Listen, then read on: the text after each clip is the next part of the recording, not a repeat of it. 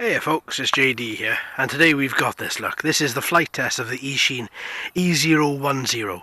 So we've come out here. We were promised beautiful sunny weather today, but unfortunately it's grey, but at least it's dry, and we're going to be flying this little guy. Now normally when I fly the Nanos, we fly them in the sort of little paddock area. I thought today I'd come out and I'd fly it out in the grass, just because of these bright colours should stand out against the grass and give you a very good view of the copter as I'm flying it. So we've been through the pre-flight checks, just double checked on all the propellers, double checked the battery's nice and snug in its housing, battery's fully charged, took about an hour and 10 minutes to charge it. Everything else looks okay, so there are a couple of cables hanging out, but they should be fine because they're running down the main body of the quadcopter, and everything looks good to go. So let's just plug this in. Little bit of a fiddly job, sorry about the hands. Now, as I said in the unboxing, as soon as you plug it in, it becomes active. Blue LED for the front, red LED for the back. So let's take her up. The bind to the quadcopter is pretty much the standard as any other one. Turn it on, once up, once down, solid LED on the transmitter, and then you'll have solid LEDs on the quadcopter as well. Okay, so let's take him up. Right. Oh. Bit of trouble in getting off the ground there. It seems to be okay. It seems to really be battling this little breeze that we have here today as well. Right, so let's try and see. I might have to take her back into the paddock where it's a bit more sheltered. Let's have a little look. So let's take her off from the hand. Automatically she goes the way of the breeze. Yeah, I think it's a little bit too strong for her out here, maybe. Oh no, she seems to be doing okay. Okay, so she's flying, off she goes. She appears to be, on first look, she appears to be struggling a little bit. And the breeze, I think, is hampering her flight ability slightly, but she's powering through it. She is powering through it, and with the adjustment of a lot of throttle, she's clearing that breeze as well. Okay, let's bring her down a little bit. Let's take her off a little bit again. She seems to be doing really well.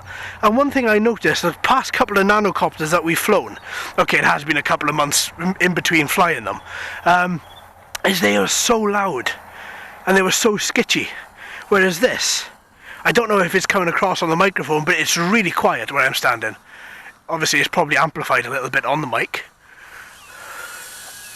But all in all, I'm very impressed. I think it's, at first impressions, she's really good. The LEDs aren't very bright.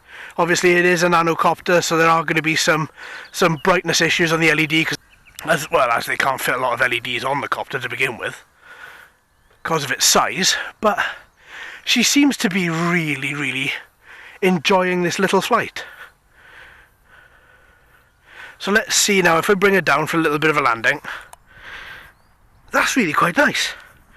I mean, obviously if we didn't have this little side breeze here today, I'm sure she'd be performing a little bit better. But it does go to show that these little motors here can handle quite a lot, because this breeze is a cross breeze. Okay, it's coming in a little under, I think it's 2 miles an hour. But she's doing very well. She's flying well, she's holding altitude well, and she's cutting through the breeze really well as well.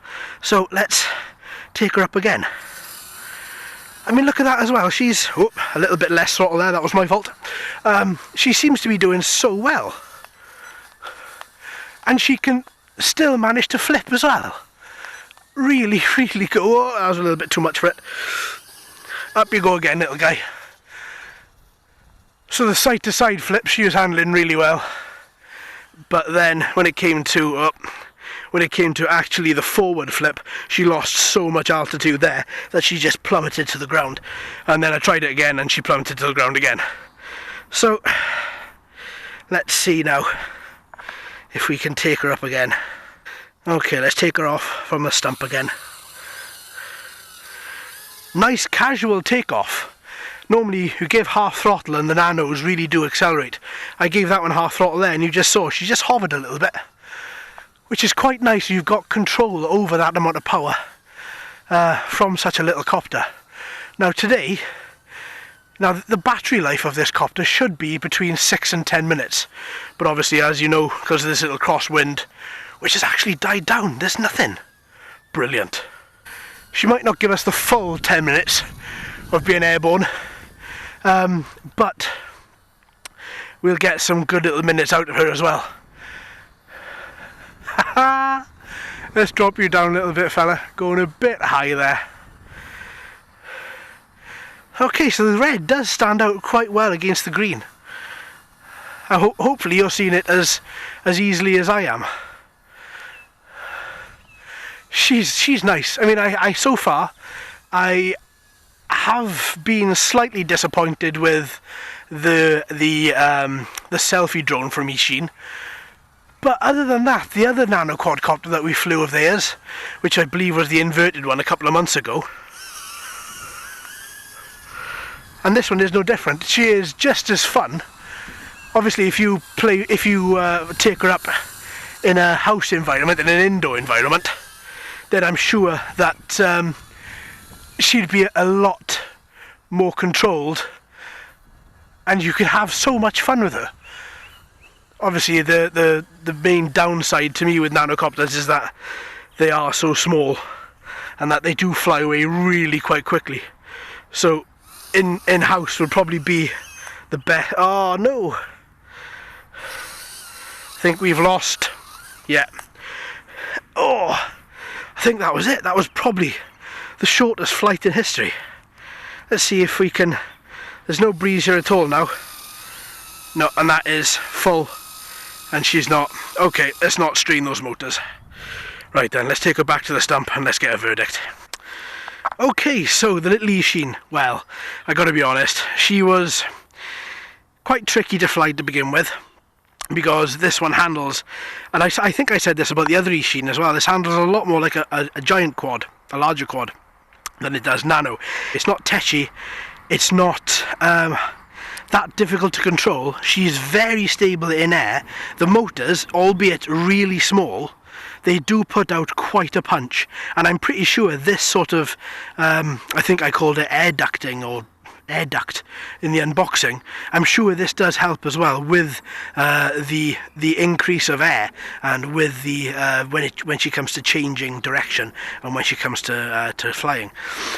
So all in all, quite impressed. I would have liked a bit better battery life, I gotta be honest, but then it's probably down to this little side wind that we've got here today that the batteries have run out so quickly, and that's just, obviously if it was slightly higher capacity, then I'm pretty sure that it would have lasted a little bit longer.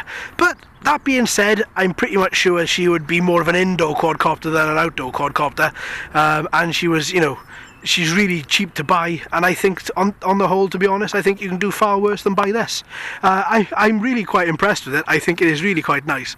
I will be doing a little bit more with this guy as the weather breaks and as the wind sort of clears itself up a little bit.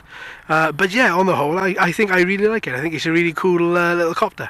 Alright then folks, well thanks ever so much for watching and listening. I've been JD, you've been fantastic as always. Please subscribe if you haven't already, and to all the new subscribers, hello! Hope you're enjoying the channel. So until Monday, my friends, happy flying.